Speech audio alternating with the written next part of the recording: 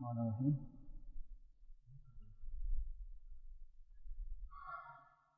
अब हम काम करेंगे अपडेट के ऊपर। इंसर्ट हमने पढ़ ली, इंसर्शन के थ्रू हमने काम करवा लिया। अब हम थोड़ा अपडेट की तरफ आएंगे। तो अपडेट के लिए जो कीवर्ड्स हैं वो मैं डिफाइन कर देता हूँ। Update, then table name, keyword set, column 1 equal to column 1 value, comma separated. एक और एग्जांपल लिख देते हैं, column 2 equal to column 2 underscore value, comma and number of N. और उसके बाद where column name equal to column value. Okay, यहाँ पे हम ये करेंगे, पहला अपडेट का कीवर्ड होगा, उसके बाद हम टेबल नेम डिफाइन करेंगे कि अपडेट करना है किस टेबल को। फिर उसके बाद हम कीवर्ड देंगे सेट, टेबल के कौन कौन से कॉलम्स की वैल्यू को अपडेट करना है। कॉलम 1 उसकी वैल्यू, कामा सेपरेटेड, कॉलम 2 उसकी वैल्यू एंड सो ऑन। उसके बाद अगर हम सिर्फ इतना काम करते हैं तो ये क्यूरी पूरे के पूरे टेबल के अंदर तमाम के तमाम रिकॉर्ड्स के ऊपर अप्लाई हो जाएगी। तो हम अगर पर्टिकुलर रो को अपडेट करना चाह रहे हैं तो उसके लिए हम वेयर का क्लास लगाते हैं। ये ऑप्शनल है, लगाएं ना लगाएं, यहाँ तक अपडेट की क्यूरी है, उसके बाद ये ऑप्शनल क्लास है।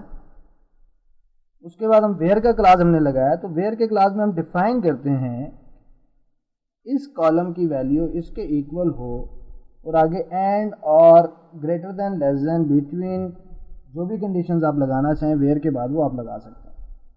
तो मैंने मिनिमम एक कंडीशन दे दी कि कॉलम नेम और उसकी वैल्यू इक्वल टू दिस हो। इसके मुताबिक इन कॉलम की वैल्यू को सेट कर दो इस टेबल के अंदर से। ठीक है। दूसरा तरीकाकार,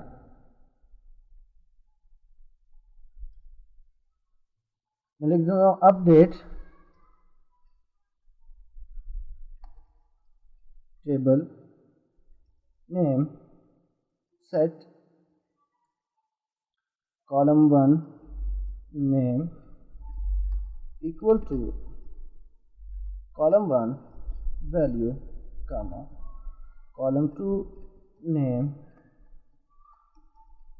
equal to column 2 value and so on.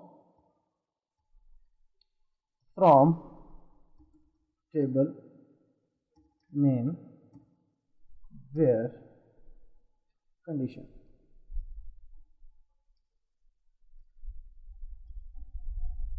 ठीक है। यहाँ पे हम as table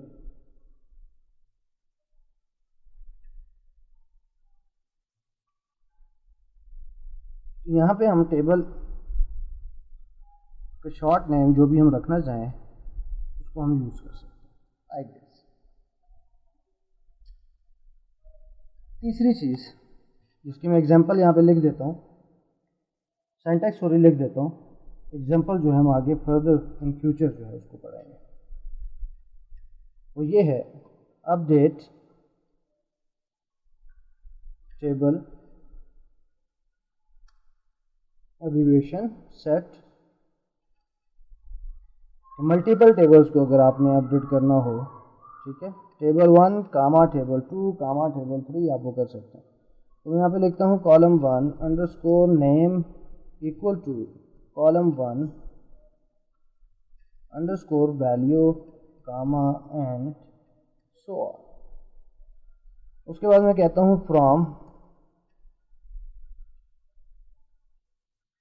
1 from table name 1 as table 1।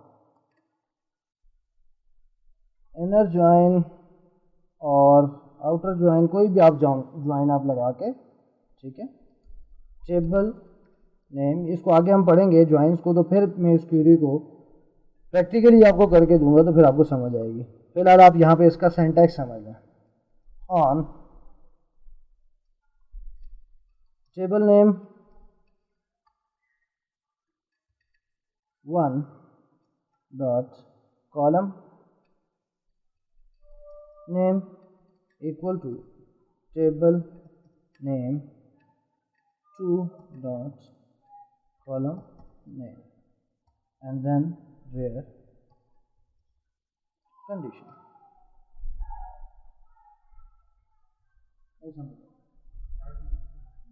इस वजह से इसको जब हम प्रैक्टिकल करेंगे, फिलहाल आप इसको इग्नोर करें और इतना याद रखें कि आप यहाँ पे हम एक टेबल को डायरेक्ट अपडेट कर रहे हैं उसके नेम के साथ। यहाँ पे हम उस टेबल के शॉर्ट फॉर्म को जो भी हम एरेज रखेंगे उसको हम यूज़ कर रहे हैं विद कंडीशन। यहाँ पे हम मल्टीपल टेबल्स की ज्वाइनिंग कर रहे हैं, ठीक है, और उसमें से पर्टिकुलर टेबल को भी अपडेट कर सकते हैं, ठीक है। और यहाँ पे मैं दे देता हूँ set table 1 dot column name equal to this, यहाँ पे table name 2 as a table 2, और मैं यहाँ पे इसको ये भी दे सकता हूँ टेबल 2 और table underscore 2 dot column 1 name equal to column 1 underscore value. इस तरह तो मल्टीपल टेबल्स को एक ही क्यूरी के अंदर अपडेट करते हैं।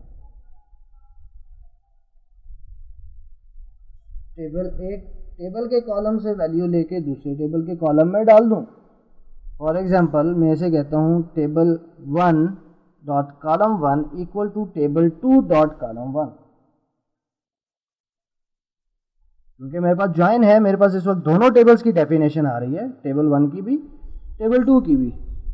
तो टेबल 1 को अपडेट करूं टेबल 2 के एक कॉलम से, टेबल 1 के एक कॉलम को टेबल 2 के एक कॉलम से अपडेट कर दूं इस कंडीशन की बेस पे, तो वो भी आप कर सकते हैं। फिलहाल आप इसको अंडरस्टैंडिंग लेवल तक रखें कि ये काम भी पॉसिबल है, ठीक है, मल्टीपल। अभी हम जो एग्जाम्पल करेंगे वो इंस्की करेंगे, ठीक है, ओके। यहाँ पे हम आते हैं, मैं लिखता हूँ अपडेट टेबल है सिटीज सेट, सिटी का हमारे पास नेम है, नेम में अपडेट करता हूँ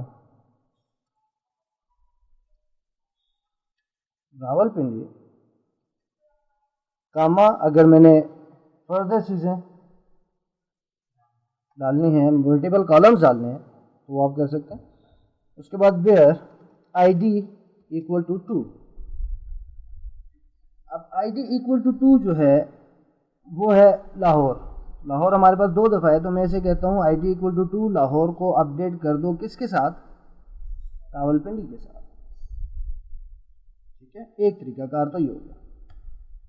दूसरा मैं कहता हूँ update C set name equal to Ahmedabad from cities as a C where ID equal to, हम यहाँ से उठा लेते हैं 5th को, ठीक है, मैं इसे कहता हूँ 5th। अब 5th में हमारी जो कंट्री आईडी है वो 2 है, तो मैं कंट्री आईडी को भी साथ अपडेट करना चाहूँगा, तो मैं ऐसे कहूँगा कंट्री आईडी इक्वल टू 1।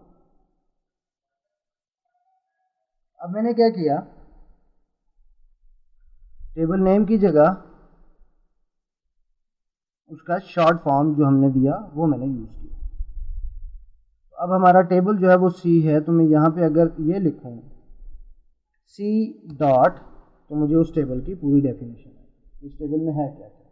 तो सी रिप्रेजेंट कर रहा है सिटीज़ की टेबल, ठीक है जी, ठीक है। ये second,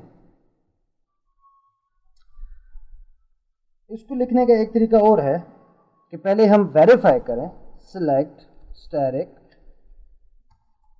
from cities as C. अगर मैं एज नहीं दूं, डायरेक्ट सी दूं तो सेम है, cities as C and city C is same thing, ठीक है। From where ID equal to 6। ये पहले मैं सिलेक्ट की क्यूरी लिखूं जो हम आगे जाके फर्दर पढ़ेंगे इन डिटेल, ठीक है। इसको मैं यहाँ पे फिलहाल डिफाइन नहीं कर रहा हूँ, मैं इन डिटेल हम आगे पढ़ेंगे। इसमें बहुत सी चीज़ें हैं जो अंडरस्टैंडेबल है, जो पढ़ने वाली हैं, ठीक है।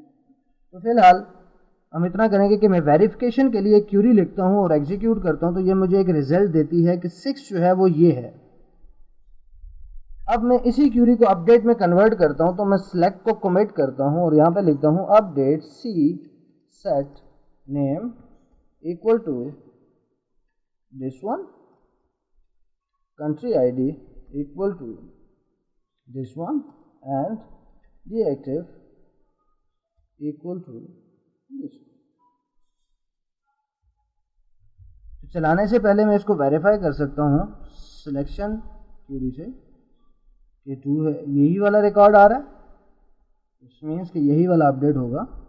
अब मैं इसको एग्जीक्यूट करता हूँ यहाँ से और दोबारा यहाँ से यहाँ तक मैं इसको वेरीफाई करता हूँ ए कंट्री 1 डीएक्टिव 0, ठीक हो गया। अब यही काम अगर हमने पैरामीटर के थ्रू करना है, तो वही काम जो हमने इंसर्शन में किया था पैरामीटर के थ्रू, वही आप यहाँ पे पैरामीटर के थ्रू करें। यहाँ तक क्लियर होगी चीज़। तो हमने क्या किया, पहली चीज़ एंड सेकंड चीज़, इसको हम अभी नहीं छेड़ रहे, इसको आगे जाके पढ़ेंगे, क्योंकि अगर अभी मैं इसकी एग्जांपल दे भी दूँ तो आपको समझ नहीं आएगी। जब हमारी डेटाबेस थोड़ी थोड़ी ग्रो करेगी, हमारे मल्टीपल टेबल्स ऐड होंगे, उसमें मल्टीपल सिनेरियोज ऐड होंगे, तो फिर हमें बहुत सी जगहों पे थर्ड सिनेरियो जो है वो ज़रूरत पड़ेगा।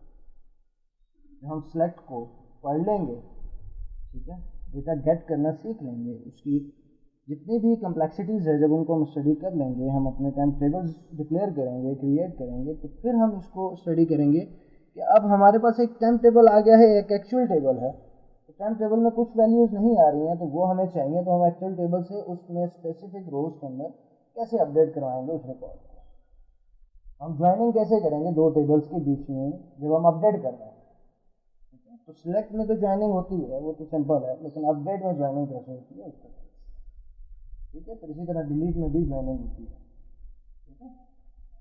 तो फिर उसके फर्दर सिनेरियो है, इसमें जब आप इंसर्शन कर रहे हैं तो इंसर्शन को और सिलेक्शन को हम मिक्स करते हैं कि इस टेबल में इंसर्ट करें और इस टेबल से सिलेक्ट करके लेके आए, तो उसमें फिर हम सिलेक्शन में ज्वाइनिंग और सारी कंडीशन हम कर सकते हैं, ठीक है। तो वो फर्दर अभी मैं सिर्फ आपको बेसिक समझा रहा हूँ कि इंसर्ट कैसे होता है, अपडेट कैसे होता है, स्टोर प्रोसीजर की बेसिक क्या है, स्टोर प्रोसीजर बनता है कैसे। जैसे जैसे हमारी डेटाबेस ग्रो करती जाएगी, इसमें मज़ीद टेबल्स ऐड होते जाएंगे, तो फिर हम इसकी बाकी जो कम्प्लेक्सिटीज़ हैं, जो क्यूरीज हैं, वो हम साथ साथ स्टडी करते जाएंगे। अभी मैं इतना डीप इसलिए नहीं जा रहा हूँ कि आपको समझ नहीं आएगा, ठीक है। जब आपका थोड़ा कॉन्फिडेंस लेवल बिल्डअप हो जाएगा डेटाबेस के साथ, आप क्यूरीज लिखना शुरू कर देंगे, ठीक है। आप थोड़ा सा उसको अंडरस्टैंड करना शुरू हो जाएंगे, क्यूरीज के ऊपर हाथ बैठ जाएगा कि क्यूरीज कैसे लिखनी है, ये क्यूरी क्या बिहेव कर रही है, तो देन आप उस लेवल पे पहुँच जाएंगे कि आप ऐसा ऐसा एक एक सीढ़ी चढ़ते चढ़ते कम्प्लेक्स क्यूरीज और सारी चीज़ें खुद से सॉल्व कर सकेंगे, ठीक हो गया। अब मैं इसका एक स्टोर प्रोसीजर क्रिएट करता हूँ। पहले हमने इंसर्ट के लिए किया, अब हम अपडेट के लिए एक स्टोर प्रोसीजर क्रिएट करते हैं। मैं इसे कहता हूँ user define store procedure update cities. वही पैरामीटर हमें चाहिए होंगे जो हमने इंसर्ट में किए थे, तो मैं इंसर्ट वाले से पैरामीटर उठा लेता हूँ इस टेबल के, कॉपी,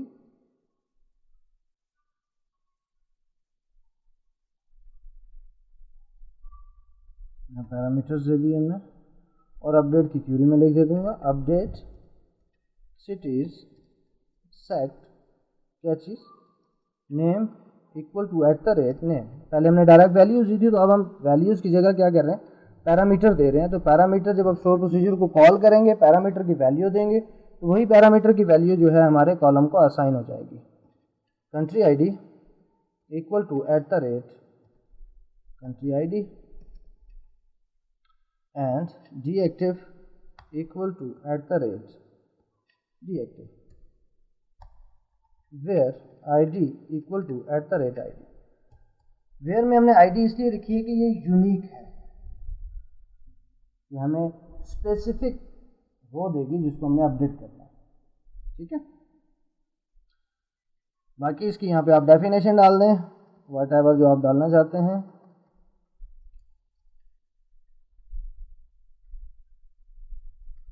-10-13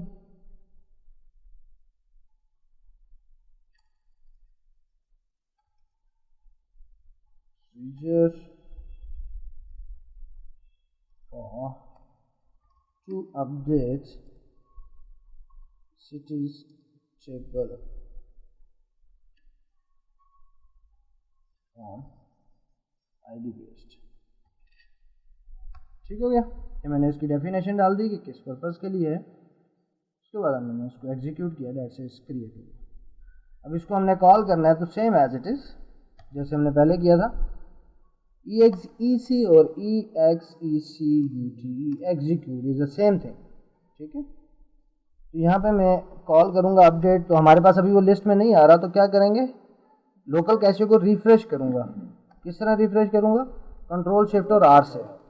ठीक है, अब मैं दूंगा you update control shift R execute you update. मुझसे वो आईडी मांग रहा है, किस आईडी को अपडेट करना है, तो मैं कहता हूँ आईडी नंबर 5 है जिसको अपडेट करना है। नेम उसका रखना है अहमदाबाद एंड कंट्री आईडी कर देनी है 1 और deactive equal to 0। Deactive by default 0 नहीं देंगे तो सेम एज इट इज जो हम लास्ट लेक्चर में पढ़ चुके हैं, तो उसको वो 0 मिल जाएगी। अगर हम 0 या कोई भी वैल्यू देंगे तो वो उसको जो एग्जिस्टिंग हमने बाय डिफॉल्ट वैल्यू दी है उसको वो ओवरराइट कर देगा। ठीक हो गया, हमने एग्जीक्यूट किया। अब हम सेलेक्ट करके देख लेते हैं, हमारा रिकॉर्ड अपडेट हो गया। स्वाइप 1 इसको भी हम अपडेट कर देते हैं, लाहौर की जगह राहुल बंदी कंट्री दिस, और इसमें मैं नहीं देता हूँ, और यहाँ पे एग्जीक्यूट की जगह EXEC लिखते हैं, तो इज द सेम थिंग। ठीक है,